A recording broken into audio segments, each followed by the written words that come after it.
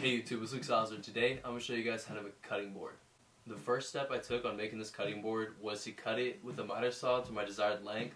So once I figured out how big I wanted my cutting board, I set a stop block for that length. I just measured it to double check, and then I just cut it one by one.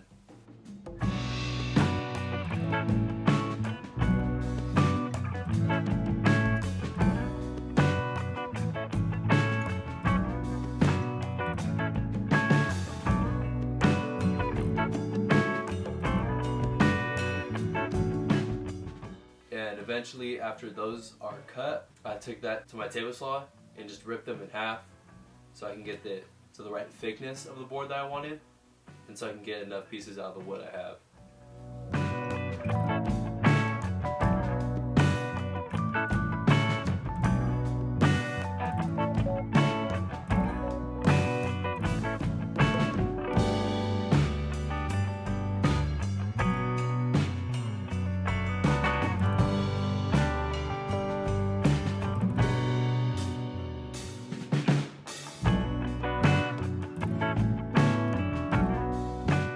So once you have that all cut and ripped, then it's time for the glue up. And once you get to the glue up, this is really when you decide what pattern you want. And early on I decided I just wanted to keep it simple, so I'm just doing like a block stripe pattern. So it's kind of just squares next to each other, especially if you look at it from the end grain. It's just like square, square, square. So I'm just setting that up. Once you have them laid out, just put glue on it. Use like a sponge brush or a cheap brush you have and just wipe the glue on it. I'm sure you can get like the glue rollers that people use. I just don't have one of those, so I used a brush. And just spread it out. Once it's spread out, place it together, you know, in the arrangement that you want. And use your clamps. I use pipe clamps here, and it's pretty cheap. And so one of the cheaper options are still pretty good. And I just use these and make sure there's enough pressure and glue them up.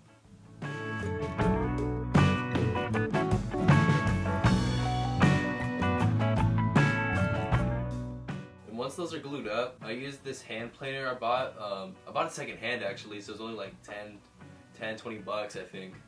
But I just use that to make it all flat on both sides and to make sure that they're parallel to each other, both faces. So once I got that pretty much how I wanted it, I sanded the two faces of the cutting board so that they're smooth and that they're right.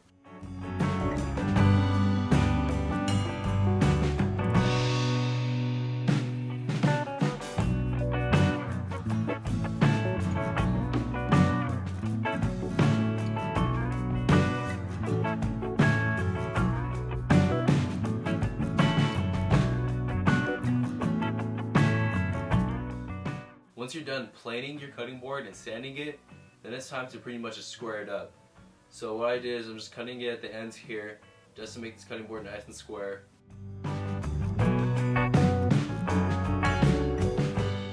See, I didn't film it here, but I actually took a router to it at the end just to put a little design on the edge and make it just look a little bit better. And this is also towards the end. I also forgot to film was I used a cutting board finish on it. Just like a beeswax kind of finish that I got at Lowe's, and just wiped that on, and it turned out really good, and I like how the grain pops out of each other.